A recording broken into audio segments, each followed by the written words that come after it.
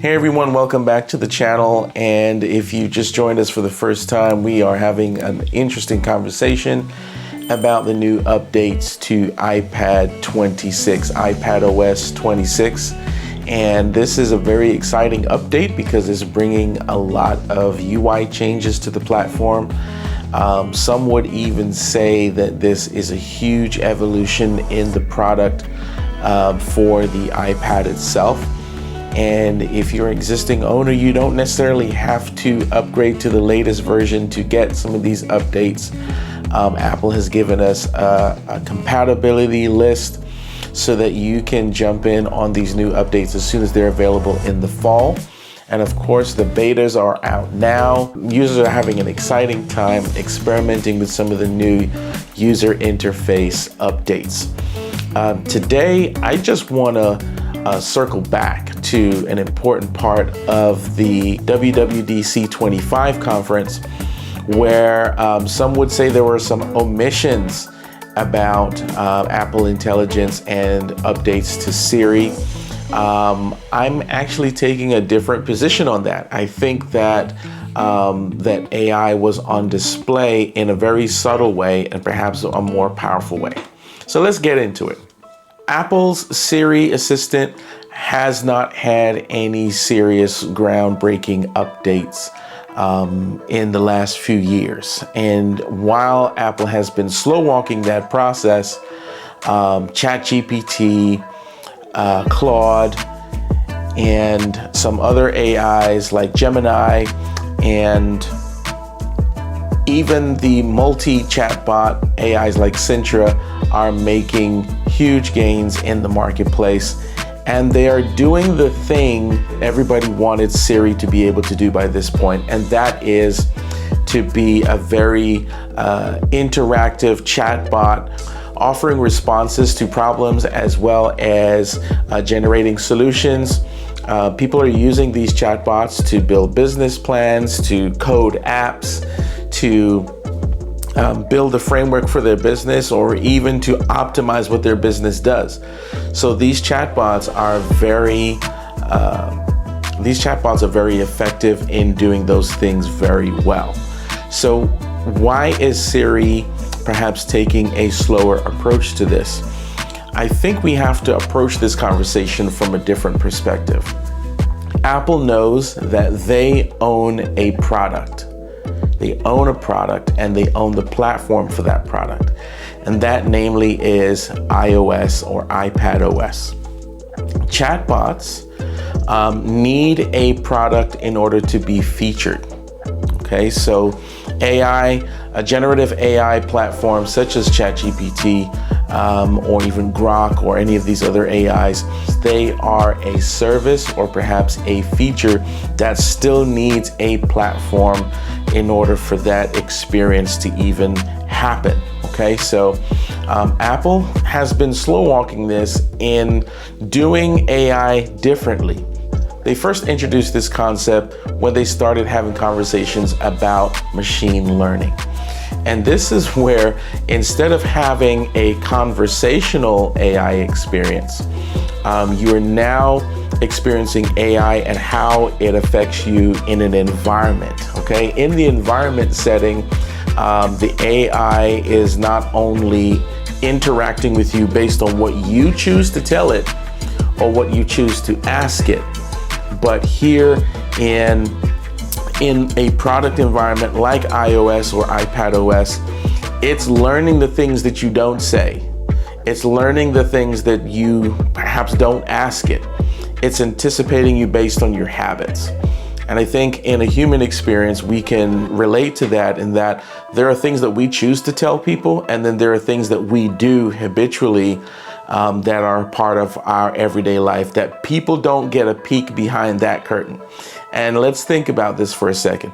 On this platform, iOS or iPadOS, your personal device knows your health. Okay, it has all of your health metadata.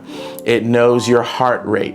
It knows when you're sitting. It knows when you're standing. Okay, that your devices are telling you when to literally stand up or when to go take a walk. Okay, and it's tracking how many steps you're taking. It's tracking your respiration rate. It knows when you fall down. It knows to call 911 if you are in an emergency situation, okay? It knows when you sleep. It knows if you snore. It knows how long you sleep. It knows your water intake. And it's also taking this information from data that we feed it. So this is an AI that's doing much deeper learning rather than just trying to have an intelligible conversation with you.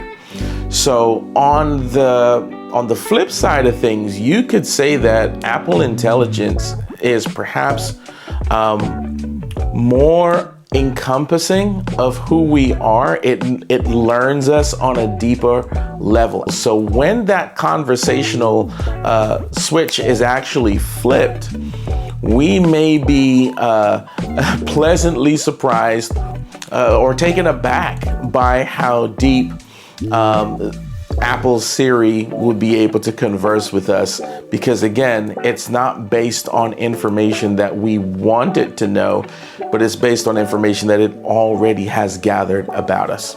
Okay, so do you want to have a conversation with your BFF, or would you rather have a conversation with your therapist who actually knows you, who's been sitting there quietly on the while you're on the couch, spilling your guts every day with all of your metadata? All right, now think of it from that perspective.